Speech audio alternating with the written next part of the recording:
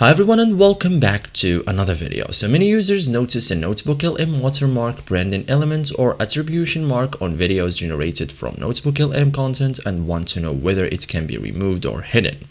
However, before attempting anything, it's important to understand what NotebookLM allows, what your options are, and what limitations may apply depending on how the video was created. So in this guide, I will show you step by step how to remove the NotebookLM watermark from a video in 2026, simple and effective. So first thing, identify the watermark type. Like first determine what you are seeing. Like examples include static logo, corner watermark, attribution text, intro screen branding, outro branding. So different watermark types require different approaches.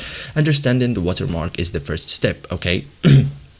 Then check the original export settings. Like before editing anything, review the export options used to create the video. Like some versions or accounts tiers may offer different export settings. So look for export preferences, branding options, sharing settings, presentation settings. So a clean export is always preferable, okay?